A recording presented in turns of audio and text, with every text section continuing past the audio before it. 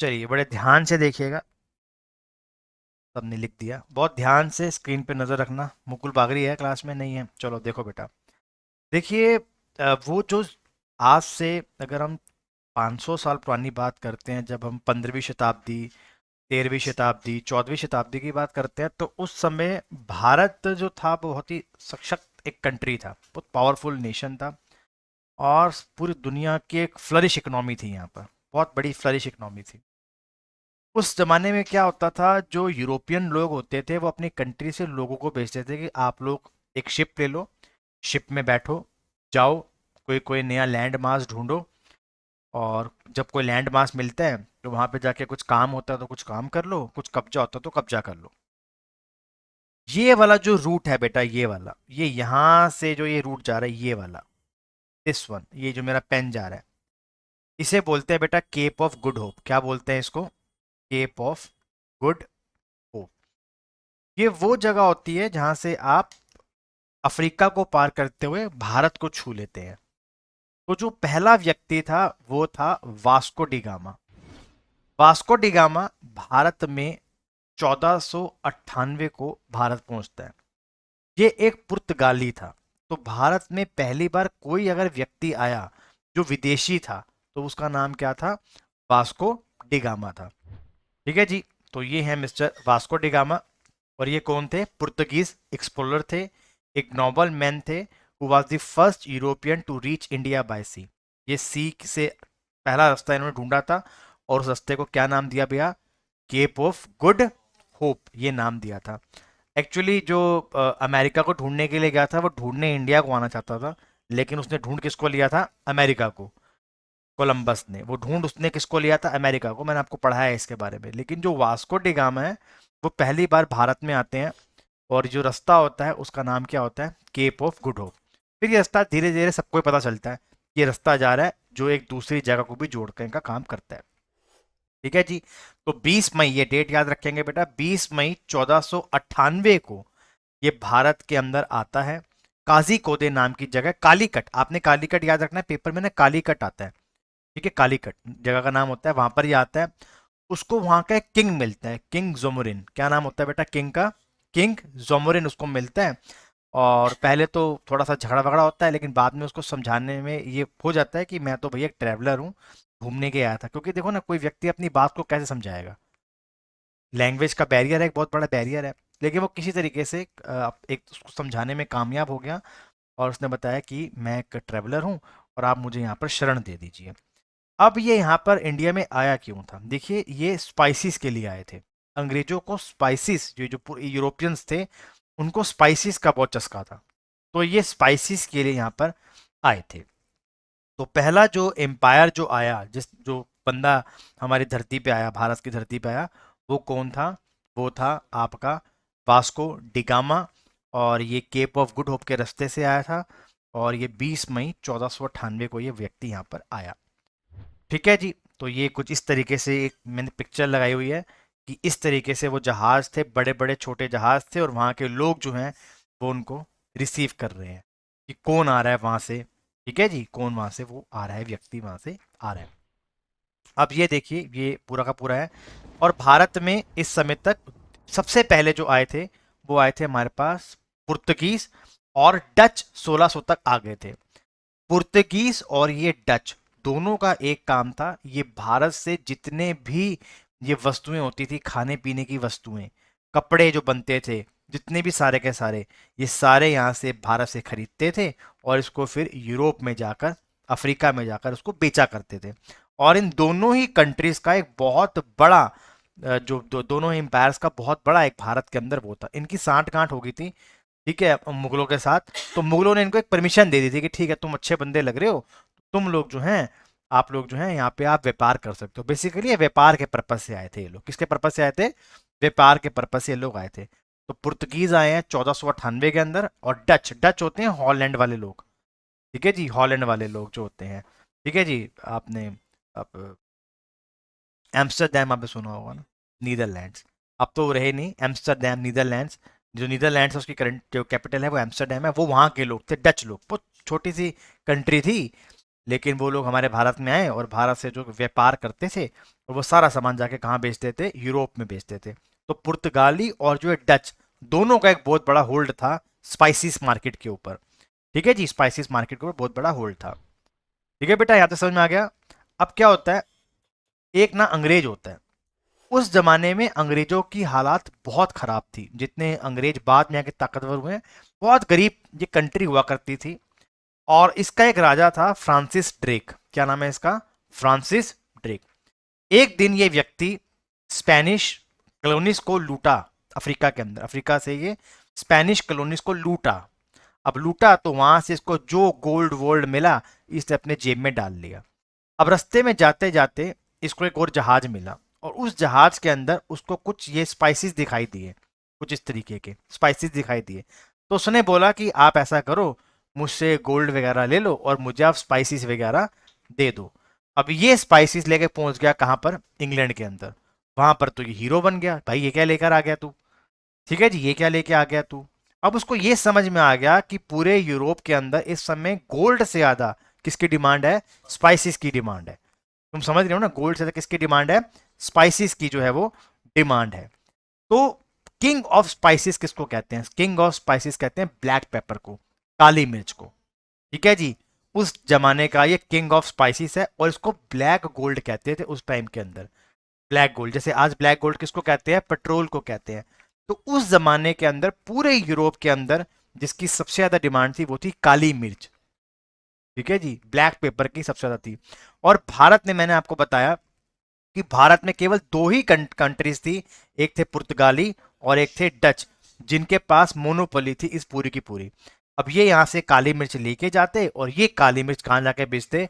Europe में। और उस समय ब्रिटेन की हालत कैसी है? बहुत खस्ता हालत है। ब्रिटेन की जो हालत है वो क्या है? बहुत खस्ता है। फिर क्या हुआ, ऐसे चलता रहा चलता रहा चलता रहा, बहुत समय तक ये चीजें चलती रही। लेकिन हुआ क्या, एक दफा इन्होंने प्राइसेस को बढ़ा दिया। इन्होंने प्राइसेस को बढ़ा दिया, जो डच ईस्ट इंडिया कंपनी है, इसने प्राइसेस को बढ़ा दिया, जिससे प्राइसेस कहाँ बढ़ गए? ब्रिटेन के अंदर। अब ब्रिटेन के लोगों ने बोला कि यार ये तो बड़ी समस्या वाली बात है, पहले लोगों के पास डिमांड इतनी ज्यादा है और ऊपर से इतना महंगा हो गया। फॉर एग्जाम्पल गोल्ड आज 80,000 रुपए का है, हम सबको गोल्ड चाहिए। अगर गोल्ड 5 लाख का हो जाए फिर तो कोई व्यक्ति ले ही नहीं पाएगा, उसको ले नहीं पाएगा, तो उसका कुछ ना कुछ ऑल्टरनेट ढूंढना पड़ेगा कि उसको ऑल्टरनेट क्या ढूंढे। तो भारत के अंदर डच ईस्ट इंडिया कंपनी जो थी, उसकी बहुत बड़ी मोनोपोली थी इस पूरे की पूरी खेती को लेके, कि काली मिर्च भारत से कैसे बाहर जाएगी। ठीक है जी, और इसको क्या बोलते हैं? किंग ऑफ स्पाइसेस इसको कहा जाता है। अब क्या होता है, वहां पर लोग इकट्ठे होते हैं और लोग सोचते हैं कि हम ना कोई ऐसी कंपनी बनाते हैं जो ना ट्रेड करेगी इसको। मतलब जरूरी थोड़ा ना कि इंडिया से ही मिलेगा, हम कहीं और से ले लेंगे। तब तक इनके इंडिया माइंड में भी नहीं था, मतलब माइंड में भी नहीं था। तो ये कुछ बंदे मिलते हैं इस हॉल के अंदर, 24 बंदे होते हैं, 24 बंदे इकट्ठे होते हैं और वो कहते हैं कि हमें कंपनी बनाते हैं और परमिशन ले लेंगे क्वीन से, और हम जाके बाहर से जाके सामान लेके आएंगे, स्पाइसेस वगैरह लेके आएंगे और इसको बेचेंगे और मुनाफा कमाएंगे। अब सबसे पहली बात, इनके पास पैसे ही नहीं है, तो पैसे कहाँ से ले गए? तो इन्होंने क्या करा, ज्वाइंट स्टॉक कंपनी खोली। ज्वाइंट स्टॉक कंपनी क्या होती है? जिसमें शेयर होल्डर्स होते हैं। अगर कंपनी प्रॉफिट कमाएगी तो आपको शेयर के प्रति आपको प्रॉफिट का हिस्सा दे देगी। और यहां पर इन्होंने कंपनी बनाई जिसका नाम था governor and company of merchandise of London trading into the east Indies, 31 दिसंबर 1600 को। ठीक है जी, बाद में जाके इसका नाम पड़ा ईस्ट इंडिया कंपनी, वो मैं आपको बताऊंगा कैसे पड़ा। अच्छा, इसको ईस्ट इंडीज ही नाम क्यों दिया गया? इस कंपनी का नाम क्या है? Governor and company of merchants of London trading into the east Indies.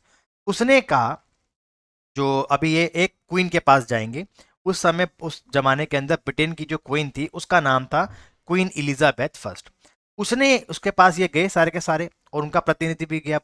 उसने बोला मैडम हम लोगों को, हम आपको प्रॉफिट कमा के देंगे, ठीक है, और ब्रिटेन के अंदर जितनी भी डिमांड है स्पाइसेस की, इस डिमांड को हम लोग पूरा कर देंगे। आप ना हमारे को ये कंपनी एक बना के दे दो, एक मतलब रॉयल चार्टर साइन कर दो। क्या बोल रहे हो? रॉयल चार्टर साइन कर दो। अब इसने रॉयल चार्टर साइन करने के लिए हाँ कर दिया, महारानी ने, क्वीन एलिजाबेथ फर्स्ट ने। लेकिन क्वीन एलिजाबेथ ने ये बोला कि आप लोग केप ऑफ गुड होप के ना राइट पे जाओगे ना लेफ्ट पे जाओगे, मतलब बीच में सो के जाओगे। ठीक है, केप ऑफ गुड होप मैंने आपको रास्ता बताया था ना, तो वहां पे लेफ्ट में पहले से कंपनीज काम कर रही हैं, आप ना राइट की तरफ देखो कहाँ जाना है आपने। ठीक है जी। तो ये लोग क्या होते हैं, ये घूमते घूमते घूमते घूमते पहुंच जाते हैं कहां पर, आपका इंडोनेशिया के पास। 6 महीने इंडोनेशिया के पास ये पहुंच जाते हैं। वहां पर आपको मिलेगा मलक्का स्टेट, मैंने आपको पढ़ाया था। ये वहां जाते हैं, मलक्का स्टेट के पास वहां पहुंचते हैं, और 15 साल के लिए इस कंपनी को चार्टर दिया गया था। कितने साल के लिए दिया गया था? केवल 15 साल के लिए दिया गया था। 15 साल तक काम करो, प्रॉफिट कमाया तो ठीक है, वरना कोई बात नहीं। तो केप ऑफ गुड होफ के रास्ते हुए जाते हुए जाओगे। तो इनको बोलते हैं रॉयल प्लेजर, कि आप अपनी वहां पर जो है काम अपना कर सकते हो। तो ये वहां पहुंचते हैं, मलक्का स्टेट पहुंचते हैं, और जब ये मलक्का स्टेट पहुंचते हैं तो उनको वहां पता चलता है स्पेनिश, पुर्तगीज, डच, इन सब का ही वहां पे बहुत बड़ा होल्ड है। तो यहाँ पर तो हम अपनी कंपनी नहीं चला सकते, समझ गए? अब यहाँ पर तो अपनी कंपनी नहीं चला सकते। अब ये बेचारे थोड़े टाइम तक लड़ते हैं, 1-2 साल तक लड़ते हैं उनके साथ, फिर हार हूर के अपना बैग पैक करते हैं और फिर दोबारा कहाँ पहुंच जाते हैं, इंग्लैंड में पहुंच जाते हैं, दोबारा से इंग्लैंड पहुंच जाते हैं। तो कंपनी की स्थापना कब हुई है? 31 दिसंबर 1600 के अंदर स्थापना हुई है। और जब इस कंपनी की स्थापना हुई थी, नाम कुछ और था उस कंपनी का, और क्वीन एलिजाबेथ फर्स्ट ने इसको रॉयल चार्टर साइन करके दिया था। रॉयल चार्टर किसने साइन करके दिया था इसको? क्वीन एलिजाबेथ फर्स्ट ने इसको साइन करके दिया था। ठीक है जी। अब क्या होता है, ये क्या करते हैं, सोचते हैं कि हम इंडिया की तरफ जाते हैं। हम कहां पे जाते हैं? इंडिया की तरफ जाते हैं, क्योंकि इन 8 सालों के अंदर इन लोगों ने बहुत धक्का धक्के खा लिए, बहुत धक्के खा लिए इन लोगों ने, तो इनको कुछ मिल नहीं पा रहा था बेचारों को। तो ये क्वीन को बोलते हैं, मैडम आप हमारे को कुछ साइन करके दे दो कि हम आपके लिए ही काम कर रहे हैं, हम कोई कंपनी नहीं, आपके लिए ही काम कर रहे हैं। ये पहुंचते हैं भारत में। भारत के अंदर उस समय का जो मुगल शासक होता है जहांगीर। तो जो पहला व्यक्ति आता है उसका नाम होता है सर विलियम हॉकिंस। क्या नाम है इसका? Sir William Hawkins. अब ये सूरत में अपने बोट को लगाता है। बोट का नाम होता है हेक्टर। क्या नाम होता है? हेक्टर। पूछा हुआ सवाल है ये वाला, हेक्टर होता है। अब ये बोट को लगाता है, और इसको पता चलता है कि जो भारत का जो राज्य है, पूरा जो भारत हमारा है, इस पूरे भारत पे इस समय मुगलों का शासक है, और मुगल शासक कौन है? जहांगीर है। लेकिन जहांगीर तो कहाँ बैठा हुआ है? आगरा के अंदर बैठा हुआ है। उस समय भारत की कैपिटल क्या हुआ करती थी? आगरा हुआ करती थी। तो ये 1608 में पहला व्यक्ति कौन आया? Sir William Hawkins. ये पहला व्यक्ति आया, ये सूरत में लैंड करा, सूरत में बोट लगाई अपनी, और फिर ये चलते चलते चलते पहुंचा जहांगीर के पास। इसने जहांगीर को बोला कि सर हम तो यहाँ पर ट्रेड करने के लिए आए हैं, आपको भी पैसा बना के देंगे, और आप हमें को परमिशन दे दो। तो इसने मना कर दिया। जहांगीर कहता सॉरी, मैं आपको परमिशन नहीं दे सकता। अब क्यों नहीं परमिशन दे सकता? क्योंकि पहले से ही भारत में पुर्तगीज और जो डच हैं वो अपना काम अच्छे से कर रहे थे। तो इन्होंने मना कर दिया, विलियम हॉकिंस को मना कर दिया, उसको बोला कि आप यहाँ से चले जाओ। ठीक है जी। तो ये यहां से चला गया। अब ये दोबारा जब लंदन पहुंचा, अब 15 साल का टाइम पीरियड मिला हुआ है, कंपनी कुछ काम तो कर नहीं पा रही है। पहले मलक्का स्टेट से बाहर निकाल दिया, फिर यहां से बाहर निकाल दिया, ठीक है जी, वहां से भी बाहर निकाल दिया। अब क्या हुआ इस बिटवीन के अंदर, जब ये वहां पहुंचा तो पता चला कि उसकी डेथ हो गई। क्वीन एलिजाबेथ फर्स्ट की क्या हो गई? डेथ हो गई। और उस समय नया राजा बनता है जेम्स फर्स्ट। कौन बनता है? जेम्स फर्स्ट बनता है। अब ये सब उसके पास जाते हैं, जेम्स फर्स्ट के पास। जेम्स फर्स्ट को बोलते हैं साहब कि हमने तो इतना पैसा लगा दिया है, और वैसे हमारे देश की हालत बहुत खराब है, आप हमारे को दोबारा से एक रॉयल चार्टर साइन करके दो, जिसमें अब आप डायरेक्ट इन्वॉल्व हो जाओ, और आप बोलो कि मैं बोल रहा हूँ कि कंपनी खोल के देनी है।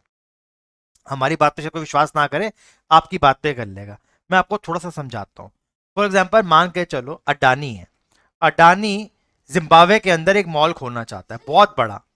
तो वहां के जो लोग हैं वो शायद अडानी को नहीं जानते, लेकिन अगर नरेंद्र मोदी जी साइन करके देते कि मैं गारंटी लेता हूं कुछ भी होगा तो मैं पीछे बैठा हूं, तो बात सुनी जाएगी ना। सेम इसी तरीके से ही हुआ। तो कंपनी के लोगों ने जेम्स फर्स्ट को बोला कि सर आप जो है हमारी मदद करो, जिससे हम भारत के अंदर अपनी कंपनियों को स्टैब्लिश कर सके, और पैसा तो आपके पास ही आएगा, पैसा तो कहीं जाएगा नहीं। ठीक है जी, पैसा तो आपके पास ही जाएगा। तो जो पहला व्यक्ति है उसका नाम क्या था? हॉकिंस। अब उसको बोला तू तो ये घर बैठ जा, तू किसी काम का नहीं है, नहीं आता है, तू किसी काम का नहीं, तू घर बैठ जा।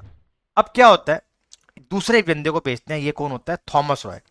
अब ये ना बहुत ही धोखेबाज तरीके का बंदा होता है, बहुत धोखेबाज तरीके का बंदा होता है। क्यों? ये जब जाता है जहांगीर के पास, तो ये पहली बात इंग्लिश में बात नहीं करता, अपनी ड्रेस को जो है वो इंग्लिश पहन के नहीं जाता, वो अरबी ड्रेस पहन लेता है और टूटी फूटी अरबी बोलता है जहांगीर के सामने, और बोलता है कि आपका भी तो फायदा है इसके अंदर, हम आपको भी तो ला के देंगे, हम कौन सा कह रहे हैं कि आप पूरा देश हमें दे दो, आप हमारे को, हमें सिर्फ थोड़ी सी जगह दे दो, हम काम वाम करेंगे और आपको एक बहुत अच्छा पैसा देंगे। डिसाइड होता है 3,000 रुपये साल का दे देंगे। 3,000 रुपये साल का समझते हो कितने साल पहले बता रहा हूं मैं? लगभग 500 साल पहले। 3,000 रुपये साल मतलब आज 3,000 करोड़ रुपए के आसपास हो गया आज का पैसे लगाएंगे तो। हम आपको आपका पैसा दे देंगे, इतना पैसा आपको हर साल टैक्स के रूप में देंगे। अब जहांगीर भी कहता है ठीक है हम दे देते हैं आपको। तो इन्होंने अपनी पहली जो टेम्परेरी फैक्ट्री बनाई थी वो बनाई थी मसूलीपट्टनम में 1611 के अंदर। 1608 में आया था वो, और उसके बाद दूसरा व्यक्ति कौन आया था? थॉमस राय। तो आंध्र प्रदेश के पास एक जगह पड़ती है मसूलीपट्टनम, वहां पर इन्होंने अपनी टेम्परेरी फैक्ट्री बनाई 1611 के अंदर, लेकिन परमानेंट फैक्ट्री बनाई 1613 के अंदर सूरत के अंदर। और सूरत के अंदर पहले से ही वहां पर कौन बैठा हुआ था? डच बैठे हुए थे। तो डच और इनकी लड़ाई भी होती है, लेकिन मुगल शासक जहांगीर था, तो जहांगीर के कहने पे उस लड़ाई को सॉल्व किया जाता है। बोलता है तुम भी काम कर लो और तुम भी काम कर लो, और दोनों ही मुझको टैक्स देते रहो। ठीक है जी। अब जो थॉमस रॉय है वो अपनी कंपनी की पहली फैक्ट्री कहाँ लगा देते हैं? 1613। परमानेंट फैक्ट्री कहाँ लगती है बेटा? ये लगती है सूरत के अंदर। और 1611 में कहाँ पे लगती है? मसूलीपट्टनम के अंदर लगती है। और दोनों बारी कौन था? जहांगीर था परमिशन देने वाला। अब कभी कभार ये सवाल आता है कि जब कंपनी बनी थी तब राजा कौन था? तब अकबर था।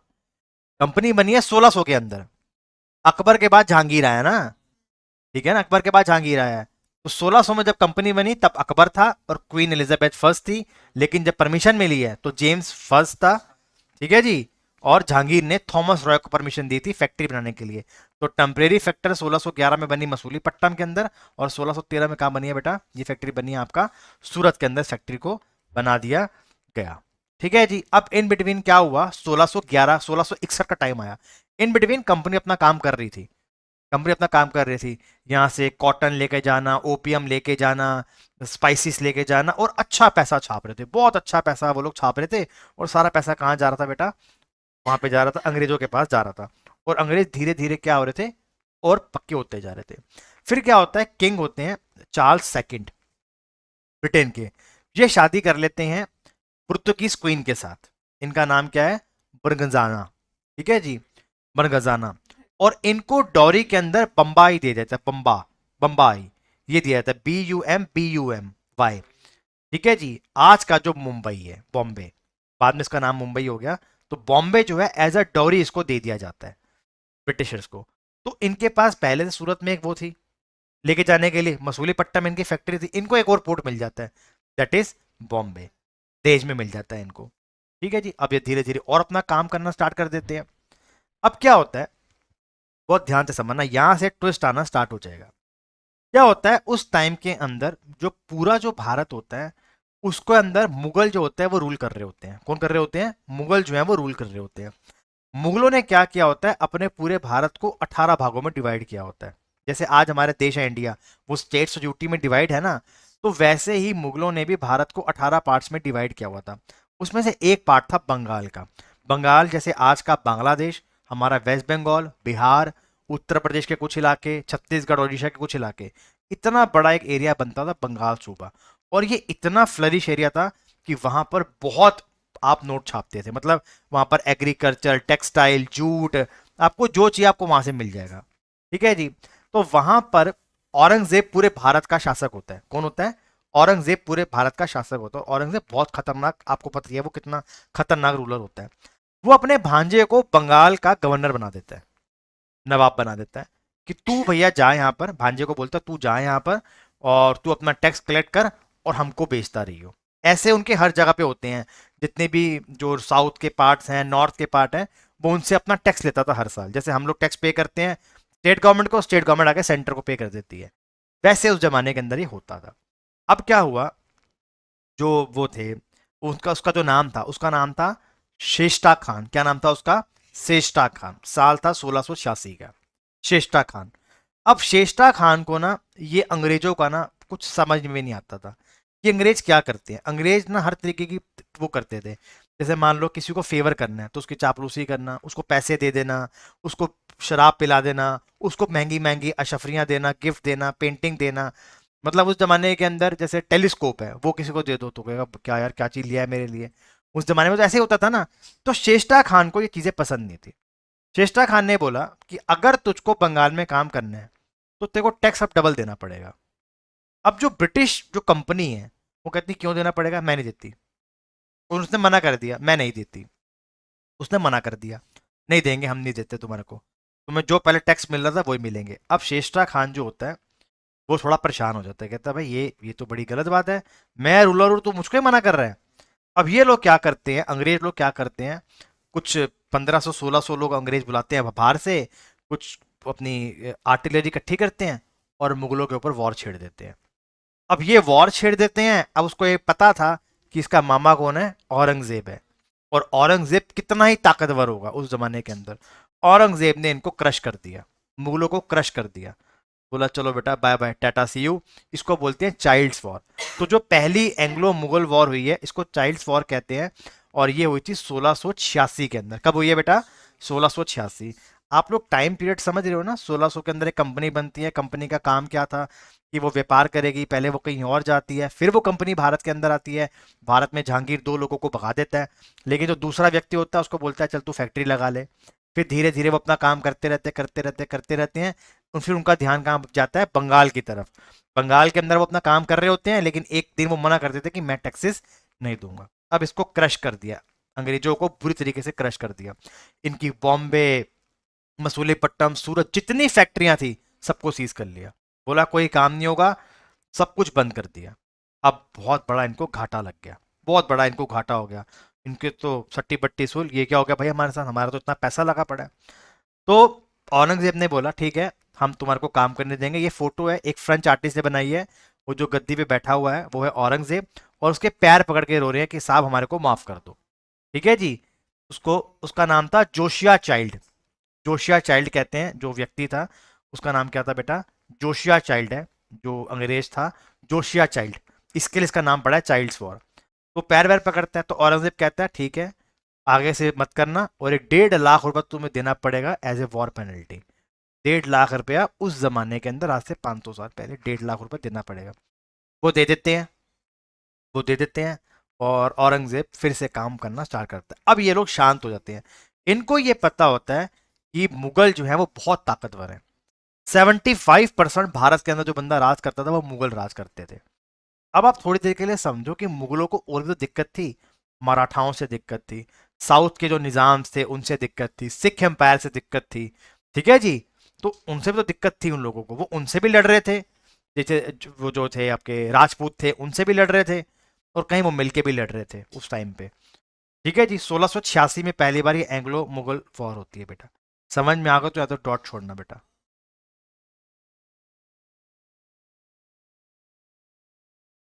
शेष्टा खान, ठीक है जी, और वो उसका नाम क्या था, जोसिया चाइल्ड। चलो सबने छोड़ दिया। अब क्या होता है भाई, एक बहुत बड़ी घटना होती है, डेथ ऑफ औरंगजेब। 1707 के अंदर ना औरंगजेब मर जाता है, औरंगजेब मर जाता है। अब जैसे ही उस जमाने में आपको बताता हूं क्या होता था। उस जमाने में आपने देखा होगा जब वॉर हो रही होती थी ना, तो जो राजा होता था वो हाथी पे बैठ के लड़ता था, कभी वो नीचे जाकर नहीं लड़ता था, वो ऊपर बैठ के लड़ता था। तो उस टाइम पे क्या होता था कि अगर राजा को ही तीर लग गया और राजा ही मर गया तो सब कुछ ही खत्म हो जाएगा, फिर किसके लिए लड़ रहे हो आप मेरी बात समझो कि जैसे मैं आपको बोलूं यहां से 500 किलोमीटर दूर आप लड़ रहे हो, आपका राजा ही खत्म हो गया, तो 500 किलोमीटर वापस जाके किसको बताओगे कि हारे के जीते थे। ठीक है जी। अब क्या हुआ, औरंगजेब हार गया, पूरा भारत औरंगजेब से डरता था। जब औरंगजेब मर गया 1707 के अंदर, उसकी डेथ हो गई, तो पूरा ही मुगल जो एम्पायर था वो खत्म हो गया, गिर गया। मराठाओं ने इन पे वॉर करी, उनके किंगडम हथिया लिए। सिख एम्पायर ने वॉर करी, उन्होंने किंगडम हथिया लिए। साउथ के अंदर थे वो किंगडम हथिया लिए, और जो रह गया उसको अंग्रेजों ने छीन लिया। अब कोई भी जो राज्य होता है वो पैसों से ही चलता है, पैसे नहीं होंगे तो वो देश ही खत्म हो जाएगा। अब मुगलों को सिर्फ एक ही जगह से पैसा आता था, वो था बंगाल, क्योंकि वहां पे कौन बैठा था, उसका भांजा। तो भांजा पैसे दे रहा था मामे को। अब मामा चला गया लेकिन वो अपनी ईमानदारी दिखा रहा था, शेष्टा खान वो अपनी ईमानदारी दिखा रहा था। तो 1707 के अंदर जब इसकी डेथ हो गई तो इनके लिए एक लकी ड्रॉ निकल गया। The East India companies Fortune change for the better, हमेशा के लिए ये सबसे इंपॉर्टेंट घटना थी उस पूरी के लिए। When Bengal and other region under Mughal rule fall into the anarchy, वहां पर अनार्की आ गई, अराजकता फैल गई, जब मुगल एम्पायर औरंगजेब की डेथ होगी। इसके बाद बहुत सारे शाह आलम दो आया, बहुत सारे रूलर्स आए, लेकिन वो सारे के सारे निकम्मे थे, उनको कुछ काम नहीं करा। आज देख लो, आज 500 साल बाद वो झोपड़ों में रहते हैं। उनके पूर्वजों ने ताजमहल बनाया है, उनके पूर्वजों ने जामा मस्जिद बनाई है, और आज कहाँ बैठे हुए हैं। ठीक है जी। तो ये हैं। अब देखिए भैया, अब देखो, अब आप देखिए ये पूरा हरे वाला मैप देख रहे हो, ये पूरा एक टाइम पे मुगलों के पास था, और जब मुगल एम्पायर की डेथ हुई केवल उनके पास लाल वाला पार्ट रह गया। तो आप समझ सकते हो कितना बड़ा घाटा हुआ मुगलों को। ठीक है, उनमें सबने कब्जे करे। जो मराठा थे उन्होंने भी कर लिया, जो सिख एम्पायर थे, राजपूत थे, जो अंग्रेज थे, सब ने जो है अपनी अपनी चीजों को उससे जीत लिया, अपनी चीजों को वापसी ले लिया। तो ये था इनका फॉल होना, अब यहां से स्टार्ट हो गया औरंगजेब की डेथ के बाद। ठीक है जी। अब क्या हुआ, यहां से बहुत ध्यान से समझना। अब टाइमलाइन समझ रहे हो, 1600, 1608, 1613 जब थॉमस रॉय को परमिशन मिली, फिर 1686 जब शेषा खान में लड़ाई हुई, फिर 1707 जब औरंगजेब मर गया। अब क्या होता है, बंगाल का रूलर चेंज होता है। बंगाल का रूलर बनता है सिराजुद्दौला। एक्चुअली इसके पापा की डेथ हो जाती है, सिराजुद्दौला के, और ये 23 साल के अंदर राजा बन जाता है। सिराजुद्दौला ना बड़ा ही खतरनाक आदमी था। ठीक है जी, बड़ा ही खतरनाक आदमी था। इसको ना अंग्रेजों से बड़ी दिक्कत थी, बहुत दिक्कत थी अंग्रेजों से। कहते हैं अंग्रेज ये क्या करते रहते हैं भाई, हमारा देश है, हम अपने हिसाब से रूल करेंगे। और इसको ये भी समझ में आ रहा था धीरे धीरे सिराजुद्दौला को कि जो अंग्रेज हैं वो पूरे भारत में कैसे अपनी फील्ड्स को बढ़ाते जा रहे हैं। तो सिराजुद्दौला जो था वो बहुत ही एक स्ट्रिक्ट रूलर था, और वो अंग्रेजों से एक पर्सनल रिवेंज खाता था। ठीक है जी, एक पर्सनल इसकी रिवेंज थी, सिराजुद्दौला की एक पर्सनल एक प्रॉब्लम थी इन लोगों के साथ। अब क्या होता है, एक ना 1756 को एक घटना होती है। क्या एक्चुअली क्या होता है कि सिराजुद्दौला ने ऐसा क्यों किया, मैं आपको बताता हूँ इसका रीजन क्या है। इसने ना शाह आलम दो, उस समय मुगल एम्पायर था, अंग्रेजों ने शाह आलम दो को बहुत सारे गिफ्ट्स भेजे, और शाह आलम दो ने एक फरमान जारी कर दिया कि बंगाल के अंदर अंग्रेज जो मर्जी कर लें, उनको टैक्स नहीं देना, वो टैक्स सिर्फ मुझे देंगे, नवाब को टैक्स नहीं देंगे। अब इस बात से सिराजुद्दौला परेशान हो गया। सिराजुद्दौला बहुत ताकतवर था, सिराजुद्दौला ने अपनी फौज उठाई और उनके वहां पे चला गया जहां पर इनके वो था, फोर्ट था अंग्रेजों का। वहां से इनके 150 बंदों को उठा के ले आया। ठीक है, 150 बंदों को उठा के ले आया, और एक 14 बाय 18 के कमरे में डाल दिया, और रात को सबको मार दिया। सुबह उठे सब मर गए। इसको बोलते हैं the black hole of Kolkata. क्या नाम होता है इसका, the black hole of Calcutta. तो सिराजुद्दौला जो नवाब था उस समय, उसने सबको मार दिया। ठीक है जी, सबको ही मार दिया। अब अंग्रेज और परेशान हो गए। उस समय अंग्रेजों का जो रूलर था उसका नाम था रॉबर्ट क्लाइव। क्या नाम था, रॉबर्ट क्लाइव। अब देखो भाई, रॉबर्ट क्लाइव कहता है कि अगर मैं से सीधा लड़ने के लिए गया तो मैं हार जाऊंगा, अब मैं हार जाऊंगा। इसने देखा कि इसका दुश्मन कौन है। उस पूरे बंगाल रीजन के अंदर ना एक बहुत अमीर आदमी था, जगत सेठ। आपने सुना होगा ना, हम कहावत ही बोलते हैं, जगत सेठ है क्या तू, सुना कभी, जगत सेठ। बहुत आप फिल्में देखिएगा हिंदी में बोलते हैं, बड़ा तो जगत सेठ लगा हुआ है। जगत सेठ उस समय सबसे अमीर आदमी था पूरे बंगाल का, सबसे अमीर आदमी। और वो एक तरीके से आप लगा लो कॉम्पिटिटर था सिराजुद्दौला का।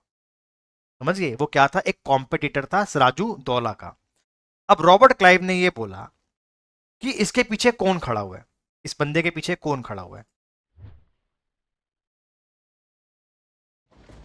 अब रॉबर्ट क्लाइव ने देखा कि सिराजुद्दौला के पीछे खड़ा हुआ है मीर जाफर। कौन खड़ा हुआ है, मीर जाफर खड़ा हुआ है, और जगत सेठ इसके एंटी है। और साथ में इसको समझ में आया कि इसको ताकत देने वाला एक और बंदा है, वो है फ्रेंच। कौन है, फ्रांस। फ्रांस सिराजुद्दौला की मदद करता है, और ये तभी इतना ही चौड़ा हो रहा है हमारे साथ।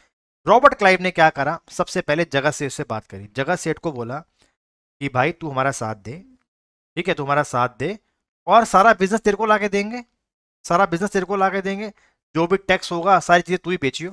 जगत सेठ को बोला ये बात। अब जगत सेठ क्यों मना करेगा, वो जगत सेठ बोला ठीक है भाई, ठीक है जी। अब जगत सेठ जो है रॉबर्ट क्लाइव के साथ मिल गया। मीर जाफर इसका मिलिट्री कमांडर था। मीर जाफर को यह बोला कि जब सिराजुद्दौला को हम हटा देंगे गद्दी से तो तुझे राजा बना देंगे, तुझे राजा बना देंगे। अब होता है भैया एक बहुत बड़ी बैटल होती है। इस बैटल का नाम होता है बैटल ऑफ प्लेसी। क्या होता है, बैटल ऑफ प्लेसी। 17 जून 1757, महज 50 साल के बाद जब डेथ हुई औरंगजेब की, 50 साल का टाइम देखो, बोलने में तो बहुत कम समय है, 50 साल के बाद एक बैटल ऑफ प्लेसी होती है। इस बैटल के अंदर जो लॉर्ड क्लाइव है, वो रॉबर्ट क्लाइव जो है वो लड़ाई छेड़ देता है। आप देखिए, जब मिलिट्री कमांडर ही आपका कहीं मिल जाए, मीर जाफर बोलते हैं, जो धोखा दे गद्दारी कर जाते हैं, उनको मीर जाफर कहते हैं। भैया ये तो मीर जाफर है, ठीक है जी, मीर जाफर है। तो आप कभी पार्लियामेंट में देख लीजिएगा, पार्लियामेंट हमारे आज भी इस कंटेक्स्ट को यूज किया जाता है कि भैया तुम तो मीर जाफर हो, मतलब तुमने धोखा दिया बेटा, तो उसको मीर जाफर कहते हैं। ठीक है। अब ये होती है बैटल ऑफ प्लेसी, ये बंगाल का एक रीजन है, वहां पे लड़ाई होती है। लड़ाई होती है 23 जून 1757 को। ठीक है जी। अब वहां पर क्या होती है, एक बहुत बड़ा कारण होता है बरसात का। बरसात आ जाती है और उनके वेपन से चलना बंद हो जाते हैं, पानी घुस जाता है ना, वेपन चलना बंद हो जाते हैं। तो बैटल ऑफ प्लेसी बहुत आराम से कौन जीत जाता है, लॉर्ड लॉर्ड रॉबर्ट क्लाइव जीत, मतलब अंग्रेज जीत जाते हैं। और अंग्रेजों ने क्या करा, मीर जाफर को बना दिया राजा। अब बहुत ध्यान से सुनना, अब राजा बना दिया। अब बोला ये वॉर करवाई किसने है, शाहजहां ने करवाई थी। मतलब किसकी गलती थी, बंगाल की गलती थी। अब बंगाल के ऊपर एक टैक्स लगा दिया कि तुमको 3 करोड़ रुपया देना पड़ेगा हम लोगों को। उस जमाने का मतलब आज का लगभग 3 लाख करोड़ रुपया देना पड़ेगा आपको एज ए वॉर पेनल्टी। अब वहां की जो जनता है बेटा, पहले ही बहुत गरीब थी, वो लोग बेचारे भूख से मरने लग गए। और मीर जाफर को ये समझ में आ गया कि मैं इस राज्य को नहीं संभाल पाऊंगा। अब मीर जाफर ने क्या करा, दूसरे लोगों से हाथ मिला लिया, जो बाकी लोग थे जो इनके एंटी में थे, उनके साथ हाथ मिला लिया। और बिल्कुल 10 सालों के बाद बैटल ऑफ बक्सर होती है। क्या होती है बेटा, बैटल ऑफ बक्सर। तो ये थी बैटल ऑफ प्लेसी, जिसमें रॉबर्ट क्लाइव ने लड़ाई लड़ी थी और साजुद्दौला को हराया था और मीर जाफर को गद्दी में बिठाया था। लेकिन लगभग 8 सालों के बाद, 7 सालों के बाद उनको दिक्कत हुई, तो फिर होती है बैटल ऑफ बक्सर। क्या होती है, बैटल ऑफ बक्सर होती है। तो बैटल ऑफ बक्सर 1764 में होती है। उस समय सर हेक्टर मुनरो होते हैं इनके हेड, इसकी ब्रिटिश आर्मी के हेड होते हैं। ठीक है जी। तो सिराजुद्दौला, नवाब ऑफ अवध, शाह आलम दो, समझ के शाह आलम दोनों कौन है, मुगल एम्पायर है। ठीक है जी, ये लड़ते हैं। मीर कासिम होता है, इनसे सबसे लड़ाइयाँ होती हैं। और फिर गद्दी पे आके कौन बैठता है, मीर कासिम। कौन बैठता है, मीर कासिम। अब अंग्रेज ये कहते हैं भाई कि अब हम मुगलों को कुछ भी नहीं देंगे, जो करेंगे हम करेंगे। समझ गए। अब इन्होंने सारे पूरे भारत का कंट्रोल अपने हाथ में कर लिया। इनको समझ में आ गया कि हमने मुगलों को हरा दिया, अब मुगल से बड़ी कोई ताकत है नहीं। अब सब जो होगा वो हम करेंगे, जो टैक्स होगा वो हम करेंगे, सब कुछ हम इकट्ठा करेंगे। समझ गए। जैसे मैं आपको ये बताऊं कि जैसे हम कोई टैक्स पे कर रहे हैं, कोई भी टैक्स पे कर रहे हैं गवर्नमेंट को, अब वो टैक्स कहाँ जाता है, ऊपर तक जाता है। अब वो ऊपर तक भेज ही नहीं रहे हैं टैक्स को, अपने पास ही टैक्स को रखी जा रहे हैं। ठीक है जी। ये कौन था, सर हेक्टर मुनरो इसका बंदे का नाम है। ठीक है जी। अब होती है ट्रीटी ऑफ इलाहाबाद। तो आपसे पूछ सकते हैं कि ट्रीटी ऑफ इलाहाबाद किसने साइन करी है, तो ट्रीटी ऑफ इलाहाबाद साइन होती है बैटल ऑफ बक्सर के बाद। ठीक है जी। तो रॉबर्ट क्लाइव जाता है उसके पास, शाह आलम दो के पास जाता है और शाह आलम दो को बोलता है साइन कर इसके ऊपर। इस पे क्या लिखा होता है, transfer tax collecting rights in Bengal सूबा to the East India Company August 1765। कि बंगाल का जितना भी टैक्स कलेक्शन होगा वो कौन करेगा, ब्रिटिश ईस्ट इंडिया कंपनी करेगी। तो ये थी ट्रीटी ऑफ इलाहाबाद। तो आपसे पूछ सकते हैं ट्रीटी ऑफ इलाहाबाद कब साइन हुई, क्यों साइन हुई और उसका आउटकम क्या था। तो ये आउटकम था कि जो ईस्ट इंडिया कंपनी है वो सब कुछ अपने पास कर लेगी। लगभग यहाँ पर आते आते उसको 165 साल हो चुके हैं। समझ गए, हमारे देश को आजाद हुए भी सिर्फ 77 साल हुए हैं, तो 165 साल, 1600 में कंपनी बनी थी ना बेटा, 165 सालों के बाद वो कंपनी पूरे भारत के ऊपर, ये नहीं कि चुटकी बजाई और हो गया होगा। आप समझ जा रहे हो ना बेटा, उस समय टाइम कितना कम था। टाइम उस समय तो टाइम बहुत मुश्किल था। अगर मान लो कुछ फौज मंगवानी है अगर ब्रिटेन से, 5-5 साल लगते थे फौज आने में। पहले आप एक पत्र लिखोगे, पत्र को शिप में भेजोगे इंग्लैंड, फिर वहां से पास होगा, फिर वो शिप आएगा, तो आने जाने में 5-7 साल लग जाते थे उस टाइम पे। तो समझ गए ना, पेशेंस होते थे उसमें लोगों के अंदर कि कैसे आपको जीत प्राप्ति करनी है। ठीक है जी। अब क्या होता है, अंग्रेज अपने और चालू हो जाते हैं। अंग्रेज कहते हैं बंगाल तो जीत लिया, अब सारा व्यापार कैसे होगा, समुद्री रस्तों से होगा। बॉम्बे दहेज में मिल गया, बॉम्बे दहेज में मिल गया, सूरत पहले से अपने हाथ में था, बंगाल मिल गया। अब ले दे के रह क्या गया, साउथ इंडिया रह गया। क्या रह गया, साउथ इंडिया रह गया। इस कोस्ट को बोलते हैं मलाबार कोस्ट। क्या बोलते हैं इसको, मालाबार कोस्ट कहते हैं। अब जो अंग्रेज होते हैं, अंग्रेज ये कहते हैं अब ये लेने चलते हैं, ऊपर का सब कुछ जीत लिया है, ये लेने चलते हैं। उस समय हैदर अली यहाँ का हेड होता है। कौन होता है? हैदर अली यहाँ का क्या होता है बेटा? हेड होता है। हैदर अली यहाँ का हेड होता है। अब क्या होती है? पहली एंग्लो मैसूर वॉर होती है 1767 से 1769। देख लो, बैटल ऑफ बक्सर के बाद ज्यादा टाइम रुके नहीं वो, 64 में लड़ने के 3 साल बाद ही चल गए नीचे चढ़ाई करने के लिए। ठीक है जी। अब ये जाते हैं, लड़ाई करते हैं हैदर अली के साथ। हैदर अली बड़े आराम से जीत जाता है, बहुत आराम से जीत जाता है। बल्कि ये मदद भी मांगता है, ये जो ब्रिटिशर्स होते हैं ऊपर वालों से मदद भी मांगते हैं, हैदराबाद के निज़ाम से मदद मांगते हैं, जो उनसे मराठाओं से मदद मांगते हैं। और ये जो पहली जो लड़ाई होती है ये जीत जाता है। कौन? हैदर अली जीत जाता है। अब हैदर अली को ये बात पता होती है कि ये दोबारा भी लड़ने के लिए हमारे पास आएंगे ही आएंगे। ये मदद मांगता है फ्रेंच ईस्ट इंडिया कंपनी से, बोलता है मुझे वेपन्स ला के दो आप। तो ये वेपन्स इकट्ठे करने क्या कर देता है? स्टार्ट कर देता है। तो पहली एंग्लो मैसूर वॉर कब हुई है? 1767 से 1769 तक की ये वॉर हुई है। फिर आता है साल 1780 से 1784। इसमें क्या होता है? ये सेकंड एंग्लो मैसूर वॉर है। अब इसमें अंग्रेज आते हैं। इस बार अंग्रेज पूरी तैयारी करके आते हैं और हैदर अली के बीच में लड़ाई में डेथ हो जाती है। और इसके बाद इसका बेटा जो है गद्दी पे आके बैठता है, टीपू सुल्तान। ठीक है जी। तो 1780 से 1784 के बीच पे लड़ाई होती है। इसके अंदर बहुत कुछ हार जाता है टीपू सुल्तान, बहुत कुछ, मतलब बहुत कुछ हार जाता है। और वो साइड ट्रीटी साइन करता है, ट्रीटी ऑफ मैंगलोर साइन करता है, और वो बहुत कुछ हार जाता है। ठीक है जी। मतलब 75% अपना वो हार जाता है। ठीक है, वो हार जाता है। अब क्या होता है? टीपू सुल्तान के 2 बच्चों को ये गिरफ्तार कर लेते हैं और बोलते हैं कि तू हमारे को करोड़ों रुपया देगा, मतलब 3-4 करोड़ रुपया मांगा, वो दे, साथ में दीवानी राइट्स दे, तभी तेरे बच्चों को छोड़ेंगे। तो उसने बोला कि नहीं, मुझे बच्चे चाहिए नहीं और मैं तुमसे लड़ूंगा। फिर होती है बेटा थर्ड एंग्लो मैसूर वॉर 1790-1792, और इसके अंदर डेथ ऑफ टीपू सुल्तान हो जाती है। ठीक है जी। तो 67-69 पहले लड़ाई हुई, फिर हुई 80 से 84, और फिर हुई 90 से 92। तो ये है थर्ड एंग्लो मैसूर वॉर। चौथी होती है 98 से 99 में। तो इन चारों बैटल्स के बाद ब्रिटिश ईस्ट इंडिया कंपनी पूरे साउथ इंडिया के ऊपर और पूरे नॉर्थ इंडिया पे कब्जा कर लेती है। और उस समय भारत का जो कमांडर था उसका नाम था चार्ल कॉर्नवालिस। क्या था नाम था उसका? चार्ल कॉर्नवालिस उसका नाम था। समझ में आ गया बेटा? यहां तक कंफ्यूज तो नहीं हो रहा ना कि कैसे वो कंपनी आई, कैसे पहले उसने मुगलों को उड़ाया, वहां से बंगाल से उसको उड़ाया, उसके बाद वो साउथ में आए, साउथ में से कैसे उनको उड़ा दिया। बेटा एक बार एम लिखना सब लोग।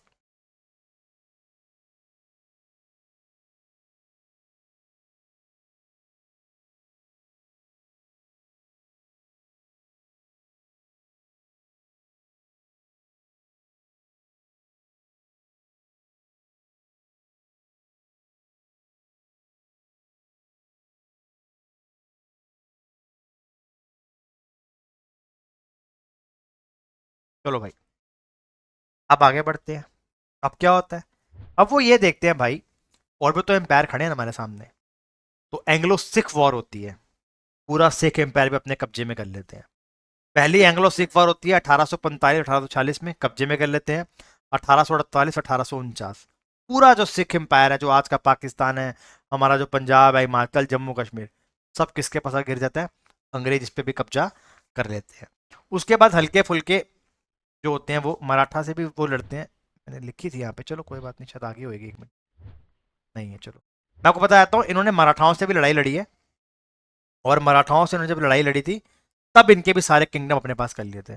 तो इस टाइम पीरियड तक आते आते पूरे भारत पे कौन कब्जा करके बैठा हुआ था? ईस्ट इंडिया कंपनी कब्जा करके बैठी हुई थी। फिर आता है बेटा doctrine of lapse.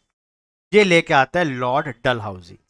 Lord Dalhousie ये कहता है कि किसी भी राजा का अगर लड़का नहीं है, किसी भी राजा का लड़का नहीं है, तो उनकी जो टेरिटरी होगी वो मेरे पास आ जाएगी। इसको बोलते हैं डॉक्ट्रिन ऑफ लैप्स। ये कौन लेके आया?